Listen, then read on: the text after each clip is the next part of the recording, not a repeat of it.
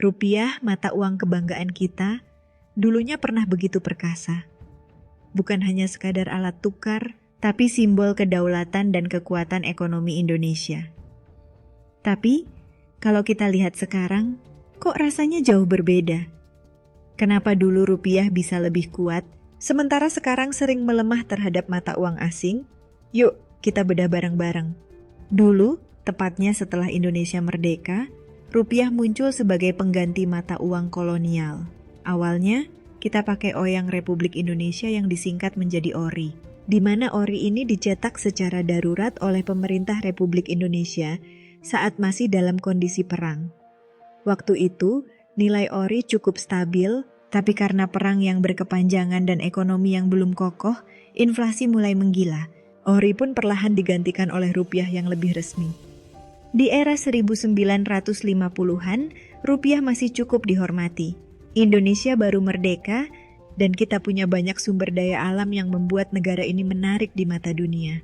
Kita juga masih mengadopsi sistem ekonomi yang cukup terkontrol, sehingga nilai tukar rupiah terhadap dolar Amerika Serikat relatif stabil. Namun, ada satu masalah besar, politik yang terlalu campur tangan dalam ekonomi. Pemerintah saat itu sering mencetak uang untuk membiayai proyek-proyek besar tanpa perhitungan matang, yang berujung pada inflasi yang tak terkendali. Masuk ke tahun 1960-an, keadaan rupiah makin memburuk.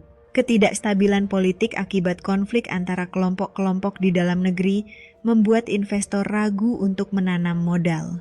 Ditambah lagi, kebijakan ekonomi yang kurang efisien membuat harga barang naik gila-gilaan. Akhirnya, terjadi devaluasi rupiah besar-besaran. Pernah dengar cerita orang bawa uang dalam karung cuma buat beli beras? Ya, itu salah satu efek dari inflasi parah di era itu. Tapi jangan salah, rupiah pernah berjaya juga, terutama di era 1970-an hingga awal 1980-an. Waktu itu, harga minyak dunia melonjak, dan Indonesia sebagai negara penghasil minyak mendapat keuntungan besar. Pendapatan dari ekspor minyak membantu menstabilkan ekonomi dan membuat rupiah cukup kuat dibanding dolar Amerika Serikat.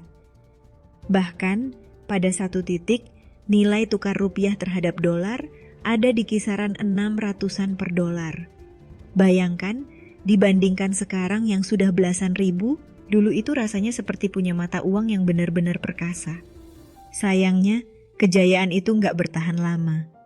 Memasuki akhir 1980-an, harga minyak dunia turun drastis, sementara Indonesia masih terlalu bergantung pada minyak sebagai sumber utama devisa negara. Pemerintah mulai mencari cara lain untuk menstabilkan ekonomi, salah satunya dengan membuka pintu bagi investasi asing dan industri manufaktur. Hal ini memang cukup berhasil, tapi juga membawa risiko besar. Kita jadi lebih tergantung pada utang luar negeri dan nilai tukar dolar. Lalu datanglah bencana besar. Krisis moneter di tahun 1997 hingga 1998. Krisis ini dimulai dari Thailand, yang mata uangnya tiba-tiba anjlok akibat spekulasi besar-besaran di pasar keuangan. Dampaknya menyebar ke seluruh Asia, termasuk Indonesia. Rupiah yang sebelumnya ada di kisaran 2.000 per dolar, dalam waktu singkat terjun bebas ke angka 15.000 per dolar. Bayangkan, tabungan yang sebelumnya cukup buat beli rumah, tiba-tiba cuma cukup buat beli motor. Kenapa bisa separah itu? Salah satu penyebabnya adalah utang luar negeri yang terlalu besar, terutama yang diambil oleh perusahaan swasta tanpa cadangan dolar yang cukup untuk membayar kembali.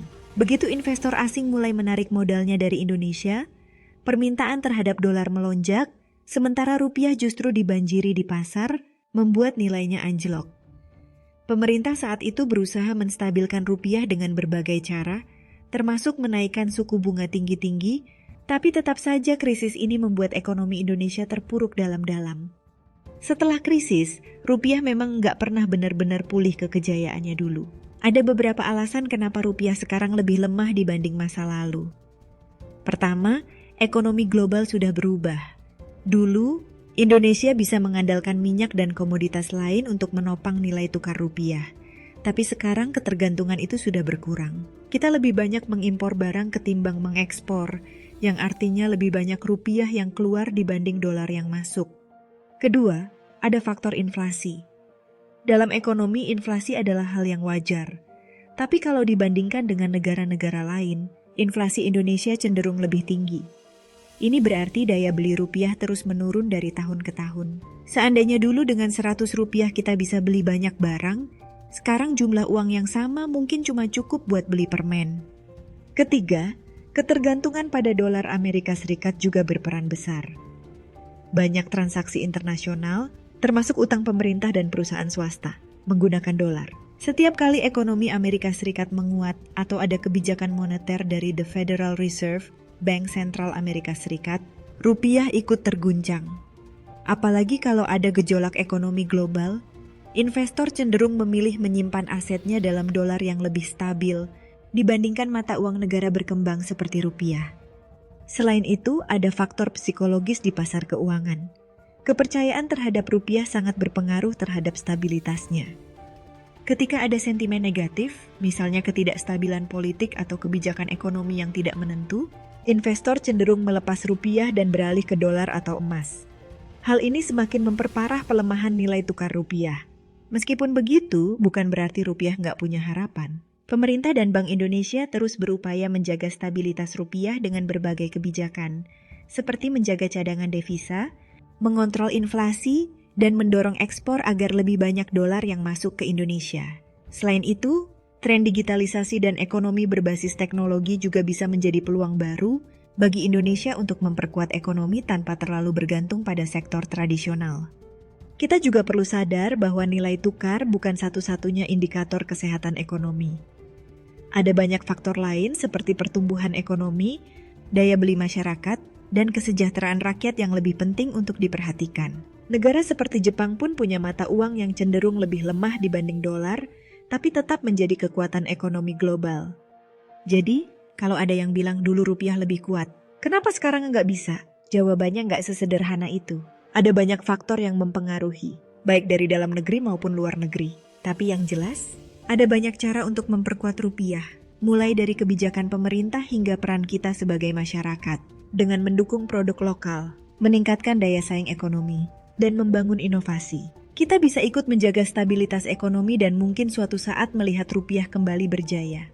Itu aja pembahasan kita hari ini. See you di next video.